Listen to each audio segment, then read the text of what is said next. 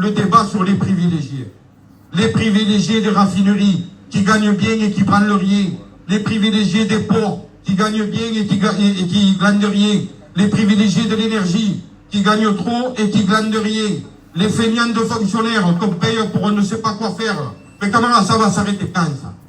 Les privilégiés, la plupart de ceux que je viens de citer meurent entre 60 et 62 ans de maladies professionnelles. Ils meurent de la pénibilité qu'on leur a imposée. Quand eux, jusqu'à 90 ans, ils se goinfrent de caviar et de champagne. De caviar, camarades. Je connais tellement peu que je n'arrive même pas à le dire. Ah. Donc que les choses soient claires. Ceux qui veulent nous livrer, c'est une guerre jusqu'à ce qu'ils nous aient repris le peu qui nous reste. Les choses sont claires. Il n'y aura avec eux aucun compromis. Aucun compromis. Soit nous élevons le niveau au bon niveau, jusque-là c'est simple, soit ils ne lâcheront rien. Et tout ce qu'ils pourront reprendre, ils le reprendront. Donc ceux qui voudraient s'amuser à donner et à penser qu'il y aurait le fameux dialogue social dans ces entreprises-là, en signant des accords à la place des travailleurs grévistes, décidés sans eux et contre eux. Cela, camarades, et ça a été dit, ils n'ont aucun pouvoir sur ce qui se passe dans les entreprises en grève.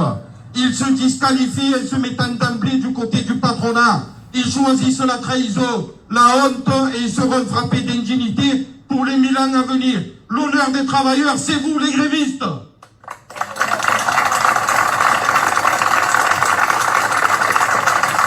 Il faut que ce message soit entendu par tous les nôtres et par ceux d'en face. À la première réquisition, nous considérons que c'est une déclaration de guerre à l'ensemble de la CGT des Bouches-du-Rhône et des travailleurs de notre département.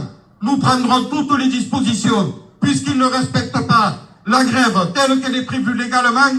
Nous leur ferons la guérilla jusqu'à ce que vous obteniez satisfaction sur vos revendications, camarades. Vous ne serez jamais seuls face au patronat, face au gouvernement, face au Condé et face à l'injustice. C'est un engagement qu'on prend là aujourd'hui.